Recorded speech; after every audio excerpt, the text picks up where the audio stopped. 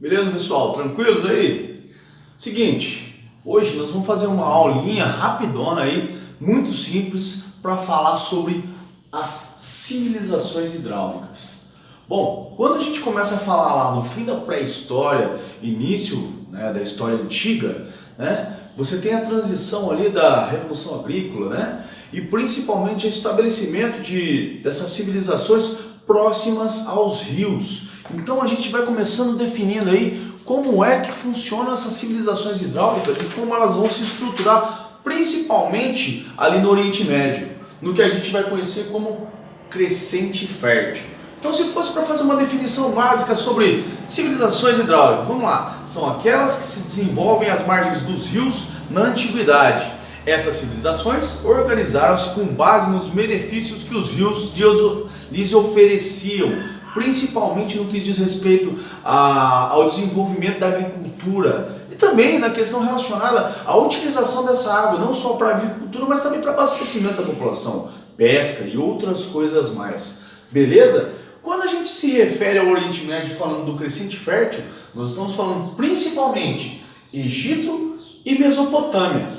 Tá? Esses dois territórios aí importantíssimos. O Egito ali no norte, nordeste da África ali, e a Mesopotâmia no Oriente Médio, tá? Entre os rios Tigre e Eufrates. Egito, Rio Nilo, Mesopotâmia, Tigre e Eufrates. Lembrando que a palavra Mesopotâmia significa entre rios. Beleza, pessoal? Então tá bom.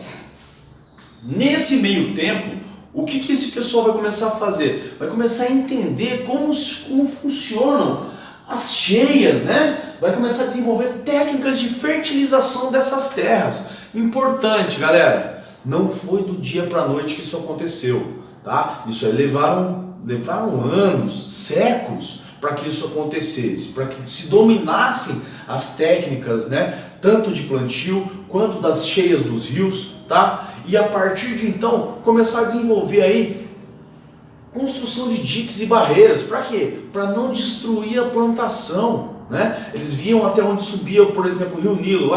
Na cheia o Rio Nilo sobe até aqui, beleza. Então a partir daqui a gente pode começar a construir as nossas plantações para que quando tiver a cheia não destrua essa plantação. Então para que eles vão construir diques ali? Para que essa água ela vá até onde o rio não chega. Tá? E a partir de então ela sirva para abastecimento e também para irrigação. Tranquilos? Então é isso aí. Bora lá. Então essas técnicas de fertilização muito importantes aí nessas civilizações hidráulicas. Para o desenvolvimento do quê? Isso, da agricultura. Pegou a ideia? Bom, a função dos sacerdotes aí dentro dessas civilizações hidráulicas será muito importante. A gente vai perceber que em determinado momento nós teremos uma sociedade teocrática. Isso eu vou explicar nas próximas aulas quando eu vou falar sobre especificamente o Egito e a Mesopotâmia, que eu vou fazer uma aula específica sobre cada um deles. Depois a gente vai falar um pouco sobre sociedades teocráticas. Mas a gente já começa a pensar aqui que os sacerdotes, por conta da religião, ele vai ter uma função muito importante aí, ele vai ser uma pessoa privilegiada, principalmente por conta do domínio da astronomia, porque a partir da leitura dos astros ele vai conseguir entender quando vai ser as cheias, qual o melhor período para plantio, qual o melhor período para colheita. Tudo isso será muito importante para a organização dessa sociedade, por isso esse cara vai ter um papel de destaque. Tá? Será muito respeitado dentro dessas sociedades aí, lá na história antiga, beleza? A partir de então, surge um negócio chamado Estado, e Estado com letra maiúscula, pessoal. Vou pegar uma pequena definição aqui na minha anotação aqui do que é Estado com letra maiúscula. Não se refere a uma região do país, trata-se de um conceito complexo que vai,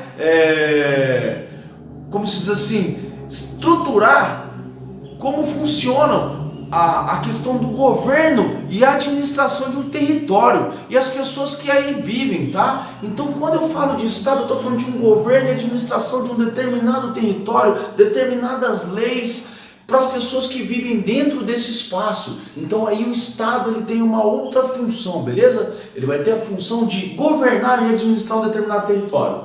Show de bola? Tranquilo então. Mas Oécio, como é você vai governar um território se não tem nada escrito? Ah, me pegou, hein? Quando essas sociedades começam a crescer muito, é necessário criar regras, normas, leis. Como você vai fazer isso?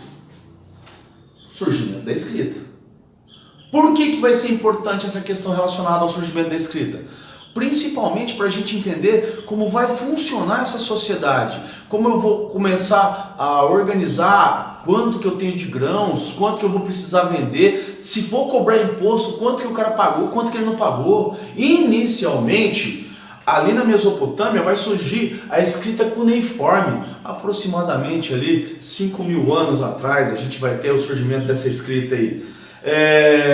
Depois, no Egito, nós teremos o surgimento aí dos hieroglifos, a escrita hieroglífica no caso, tá?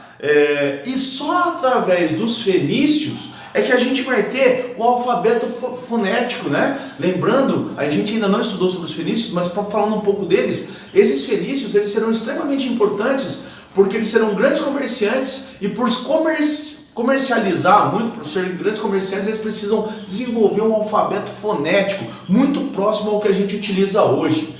Beleza, pessoal? Uma coisa que não foi dita aqui que é sempre importante. A partir do surgimento e estruturação dessas civilizações hidráulicas ali, você também vai ter uma divisão do trabalho. Porque a partir de então, você vai ter o pessoal que colhe e planta, você vai ter o pessoal que vai desenvolver ferramentas. Em determinado momento você vai ter que ter o pessoal que protege esse território, como se fosse uma espécie de exército. Tranquilos? Então basicamente, falando aí sobre civilizações hidráulicas, é isso aí. Espero que vocês tenham curtido. Um abraço, até mais!